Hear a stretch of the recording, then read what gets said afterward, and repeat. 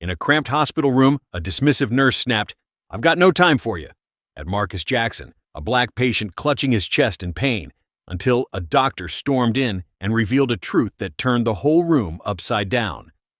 Marcus Jackson, 34, sat on the edge of a stiff hospital bed in Atlanta General, his work boots still caked with mud from the construction site.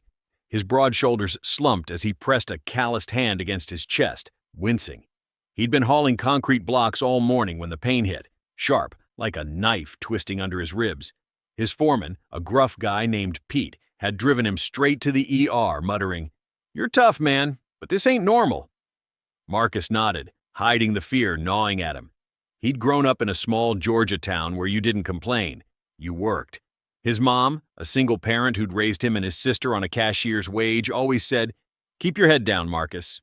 World don't owe you nothing." So here he was, head down, waiting. The room smelled of bleach and regret. Marcus shifted, his faded Falcons hoodie sticking to his back with sweat. He'd been sitting there for over an hour, ignored by the bustle of nurses outside. His phone buzzed, his sister Tasha texting, "You okay? Call me." He didn't reply. Didn't want to worry her. She was 7 months pregnant, and he'd promised to fix up the nursery next weekend. He just needed to get through this. The door swung open, and in strode Nurse Karen Wheeler, a wiry woman with a clipboard and a scowl that could curdle milk. Her blonde ponytail swung like a metronome as she barked orders to an aide trailing behind her. She barely glanced at Marcus. "What's the problem?" she asked, her tone clipped, eyes on her chart. Marcus cleared his throat, voice low but steady. "Chest pain, ma'am. Started a few hours ago. Hurts when I breathe deep." Karen sighed, loud and dramatic, like he'd just asked her to repaint the Sistine Chapel. "Chest pain, huh? You construction guys always think you're dying when it's just a pulled muscle." She scribbled something, then looked up, her blue eyes narrowing. "I've got a kid with a broken leg and a lady who can't stop vomiting. I've got no time for you right now. Sit tight." Marcus blinked, stung. "Ma'am, I ain't trying to—" "Save it," she cut him off, already halfway out the door. "We'll get to you when we get to you."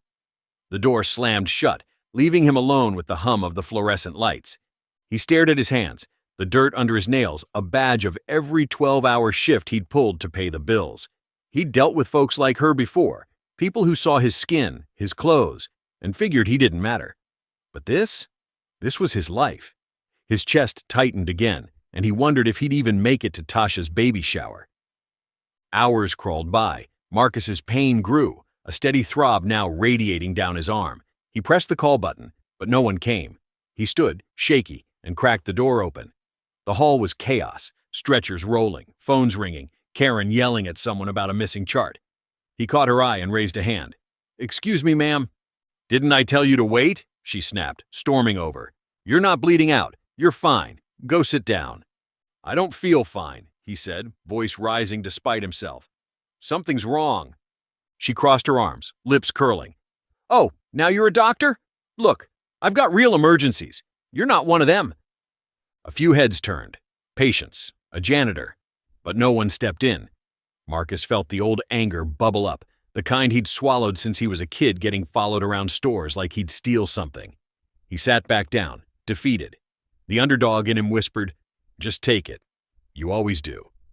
The door burst open again, and Dr. James Carter strode in, tall, graying at the temples, with a stethoscope slung around his neck like a cowboy's lasso. His dark skin glistened with a sheen of sweat, like he'd been running. He carried a tablet, eyes scanning it as he muttered, "Where's Jackson?" "Marcus Jackson?" "Here," Marcus said, sitting up straighter despite the pain. Dr. Carter looked up, then froze. His face softened, a flicker of something Marcus couldn't place crossing his eyes. "You're Marcus?" "Yeah," Marcus said, confused. "You my doctor?" Karen bustled in behind him, flustered. "Doctor?" "Carter, he's just got chest pain. Probably nothing. I was triaging—" "Stop," Dr. Carter said, voice like steel. He turned to Marcus, ignoring her. "How long you been feeling this?" "Couple hours," Marcus said. "Getting worse." Dr. Carter pressed the stethoscope to Marcus's chest, listened, then tapped his tablet. "We're getting you an EKG now." Karen huffed. "Doctor, we've got—" "I said now," he barked, and she scurried out. Marcus watched, stunned, as Dr. Carter pulled up a chair. "You hang in there, okay? We're figuring this out." For the first time all day, Marcus felt seen. The EKG beeped, and Dr. Carter studied the lines, his brow furrowing. "Marcus, you've got a blockage. Bad one. We're prepping you for surgery." Marcus's stomach dropped. "Surgery? Like heart surgery?" "Yeah," Dr. Carter said, then hesitated. He leaned closer, voice dropping. "But there's something else. I saw your name on the chart. Marcus Jackson, born April 12, 1990, right?" Marcus nodded, bewildered. "Yeah, why?"